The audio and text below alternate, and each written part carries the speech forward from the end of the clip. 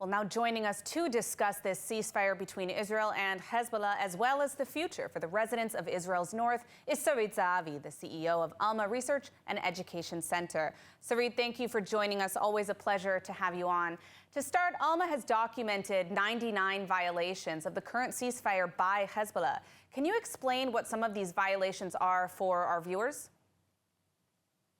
Eventually, when you see Hezbollah military operatives approaching back to the areas that IDF took, or try to transfer weapons from one area to another, pulling out weapons from homes and trying to hide them elsewhere, these are all violations. The idea is that Hezbollah will not be able to presence in those areas south to the Litani River and not be able to recover its military presence over there. The problem is that IDF is actually not presence in all of the area that we are talking about. IDF maneuver was only to a few kilometers into Lebanon, while the area that's supposed to be completely disarmed of Hezbollah weapons is about 25 kilometers from the border.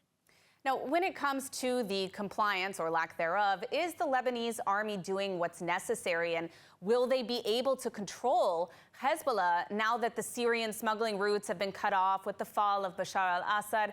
Or do you anticipate that Israel will really have to intervene in a serious way?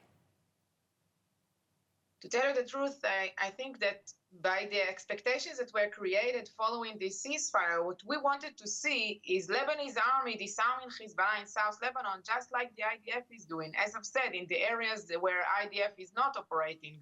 And we are not seeing that. There is no one single report of Lebanese army loading trucks of munitions of Hezbollah, launchers or rockets or whatever, and taking them out of South Lebanon. We do see very few reports of Lebanese evacuated sharp nails or some of debris of weapons from the war in those areas. We do see a little bit of reports of activity against Palestinian terrorist fractions in Lebanon, but we don't see major activity of the Lebanese army to disarm Hezbollah in South Lebanon according to the agreement. Now, is this as a result of Hezbollah's involvement in every sector of society in Lebanon, an effective colonization of Lebanon, and that is why the Lebanese army is simply unable, or are they unwilling?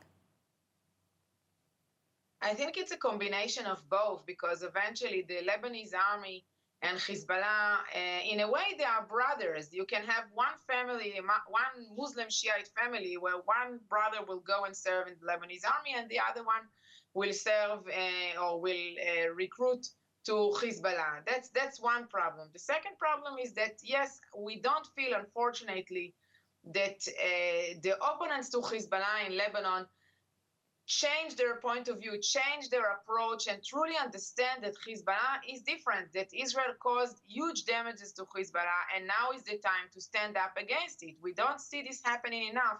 And when the Lebanese want to stand up against something, they know how to do it. They know how to go out to the streets. And it's not happening enough. It is happening mainly in the social media, but not in the streets and not by the Lebanese army itself.